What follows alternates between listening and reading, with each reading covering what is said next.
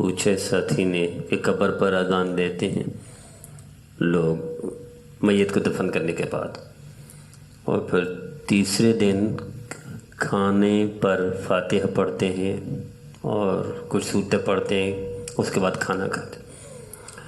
یاد رکھیے، اذان دینا تو خود مشروع ہے، شریعت سے ثابت ہے، اذان دینا اجر ہے، اذان دینا نیکی ہے، لیکن جن موقعوں پر اذان دینے ہیں جیسے نماز سے پہلے، تو اس شریعت میں ثابت ہے، حدیث میں ثابت ہے، اور جن موقعوں پر اذان نہیں دی گئی تو اس کا کوئی ذکر نہیں۔ صحابہ کرام رضوان اللہ تعالی علیہم اجمعین نے کوئی چیز نہیں چھوڑی نبی کریم صلی اللہ علیہ وسلم سے جو پوچھی نہ ہو، سیکھی نہ ہو۔ جب واش روم تک کے بھی احکام ثابت ہیں تو اگر قبر پر اذان دینا ثابت ہوتا تو یقیناً صحابہ سے ثابت ہوتا۔ یہ نیکی وہ کیسے چھوڑ سکتے تھے؟ نیکی کے حریص تھے، چھوڑ ہی نہیں سکتے تھے، ممکن نہیں تھا صحابہ سے۔ صحابہ کرام ایک ایک نیکی کے حریص تھے اور ایک دوسرے سے بازی لے جانے کے لیے نیکیاں کرتے تھے، مقابلے ہوتے تھے نیکیوں کے۔ تو اذان دینا تو عبادت ہے، لیکن میت کو دفن کرنے کے بعد ثابت نہیں ہے۔ میری التجا ہے کہ اگر یہ کوئی لوگ اذان دیتے ہیں تو بجائے اس کے کہ ہم ان کو کافر بنا کر جہنم میں پہنچائیں تو اس سے برائی ختم نہیں ہوگی۔ فرض کرو یہ غلطی ہے نا ان کی، تو یہ غلطی سمجھائیں بھی ایسے پیار محبت سے، ان کو فتویٰ دے کر نہیں، کافر بنا کر نہیں، جہنمی بنا کر نہیں، ان کو پیار سے کہ بھائی کیا نبی کریم صلی اللہ علیہ وسلم سے ثابت ہے؟ کیا صحابہ کرام نے اس طرح کیا؟ کیا فقہاء نے یہ فرمایا؟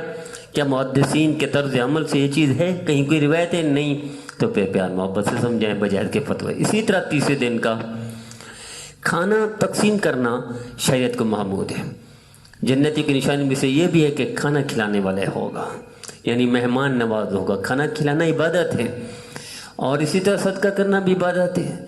میت کوئی بندہ مر گئے، اس کے بعد کوئی صدقہ کرے تو عبادت ہے، مقبول عمل ہے۔